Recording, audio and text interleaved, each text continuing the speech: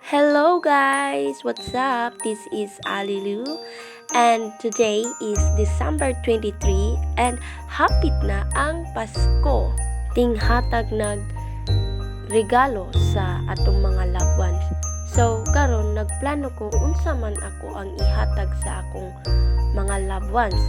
Sila mama, papa o akong ate.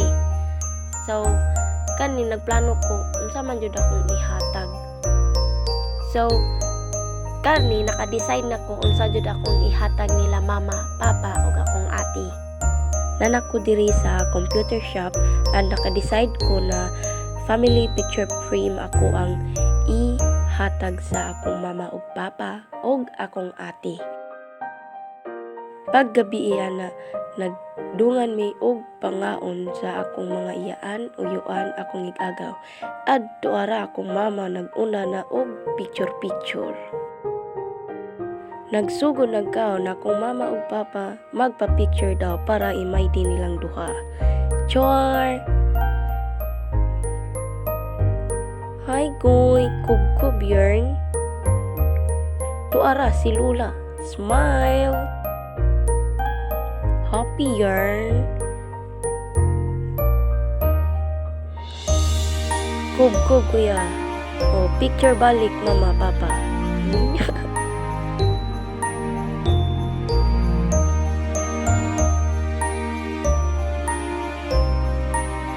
Og sa dihang nagpagawas sa kong uyuan og wine. Tuara gisugdan na.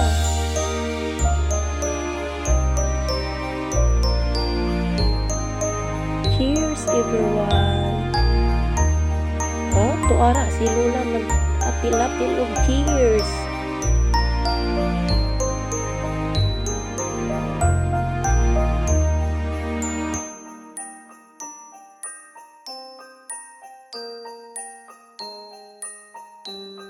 Pag human na mo pangaon, nitago ko sa kwarto para magputos sa mga gift.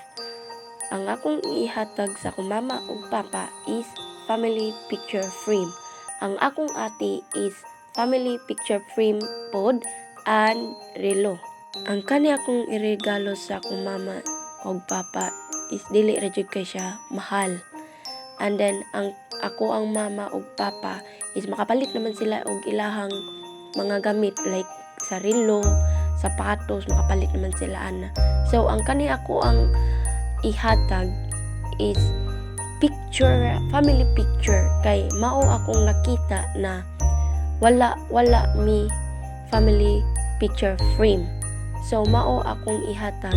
I hope na ganahan sila and akong ate is hatagan pud nako og family picture frame kay naaman siya sa layo and then ganahan pod ko na ma-feel sa akong ate na naarami sa iyang kiliran na nisuporta niya always. Ug paghuman ako og putos, tuara akong papa nagpa-video para magpakita sa iyang muscle.